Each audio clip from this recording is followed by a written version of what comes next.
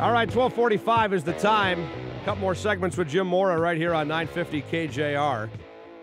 Dave Softy, Mahler, Hugh Millen, and the former coach of the Seahawks, Jim Mora, sitting to my right. Let's talk about what your future looks like, my friend. What is Jim Mora going to be up to? I mean, obviously you've got some time here because of the financial situation with the Seahawks to sit back and really, I guess that's kind of one of the beauties of this whole thing is you can do whatever you want.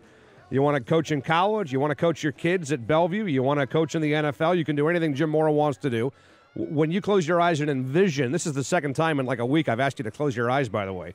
But let's get his mic turned on. Hit that big red button that says on. When you envision your future, what does your future look like in your mind, Jim Mora? Future is going to be great. I'm going to enjoy time with my family, and I'm going to look at all my options.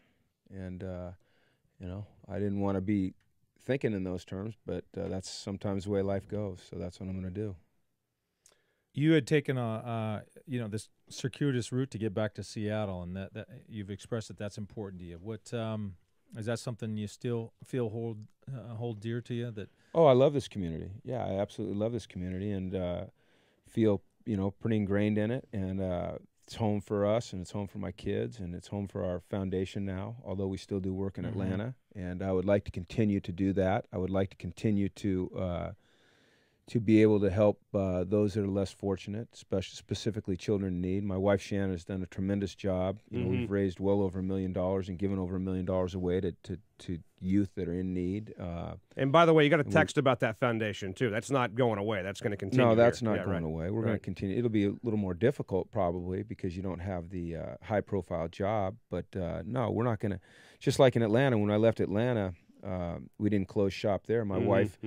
And some of the wives on our staff and wives from other staffs whose husbands worked for me in Atlanta go back to Atlanta twice a year. As a matter of fact, they were there over Christmas doing the holiday shop where they go into the children's hospital and kids that can't get out and buy their parents and their siblings gifts. Shannon and these wives bring stuff in, wrap it, give it to the kids to give to their families. They did it down in Tacoma at a hospital, so we'll continue to do those things. But no, this is an important community to us, and this is where we call home. Jim, when you think about your future, do you have a desire for that future to include the NFL again as a head coach? Could you see yourself maybe saying, "Hey, look, I'm gonna try my hand at the college level and see maybe how I can perform at that level"? As you look at your future now, do you say to yourself, "I want to coach again, but I only want to coach in the National Football League because that's where I've been for 25 years"? I don't know yet. I haven't gotten that far down the road. I mean, it's going to have to be the right situation for me. So, as situations arise, I'll analyze them and decide. I've had contact with some people in the media, broadcast. So, gotten some calls there. So we'll see which way I go. I don't know yet. Huey? is that something that you did the was it the NBC studio deal? Was that something that you think you might try? Maybe. I don't know. We'll see. I don't know. I want to actually go back to the first segment. In your gut, you had the meeting with Todd, and this is an abrupt segue, but I want to close the end on that one. In your mind, do you think that they make that change regardless of whether Carroll was coveted evidently by them, or do you think that those were interlinked?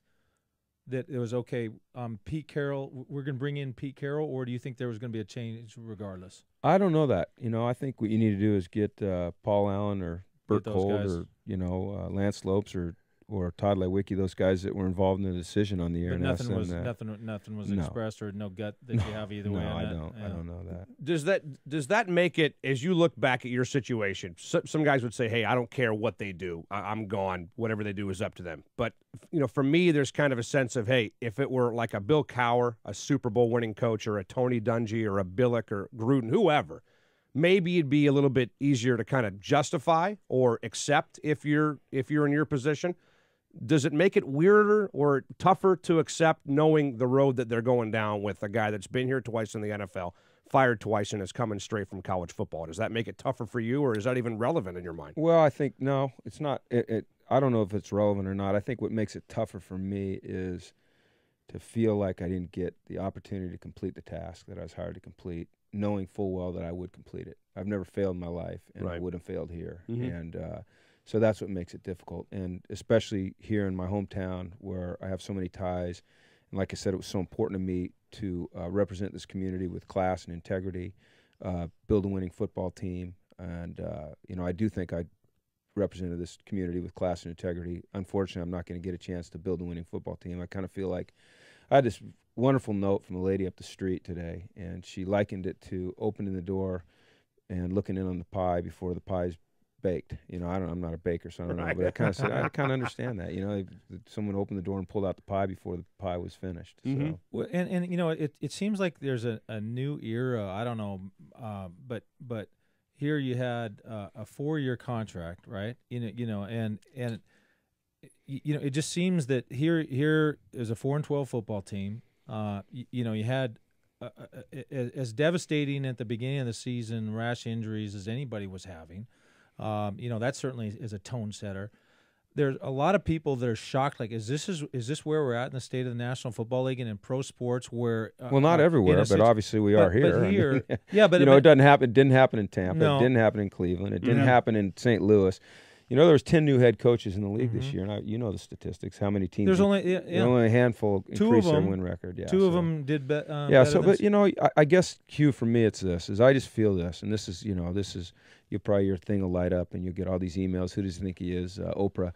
I really believe that if you're a good person and you have a pure heart and you care about people and you're honest and you live your life with integrity, that at the end of the day, you're going to get rewarded for it. I don't necessarily mean with success, but you're going to be emotionally stable. And if you're a person that does not have integrity, that doesn't play by the rule, that doesn't put other people first, that cheats, that doesn't necessarily play by the rules, then I think at the end of the day, you're going to struggle emotionally. Right. So that's just where I'm at. You know, we're talking briefly. We kind of glossed over it. Jim Mora's in studio with us with Hugh Millen and Dave Softy Mahler about the press conference on Wednesday. And as I look back on that, I feel kind of dirty that I was even there for that whole thing. I feel kind of weird that here you are being trotted out as the head coach of the Seahawks, and yet behind the scenes they're in Los Angeles talking to Pete Carroll, and the rumor was that it was on Tuesday night where they met him.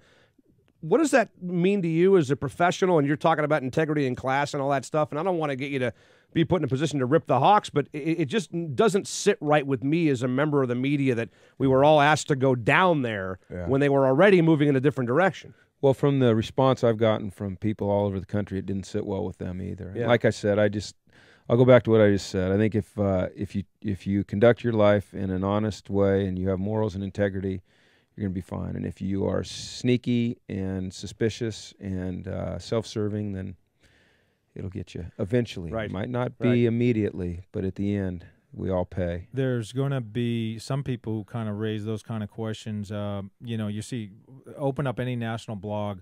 There's a perception that Pete Carroll is potentially leaving USC because he wants to stay one step ahead of the posse.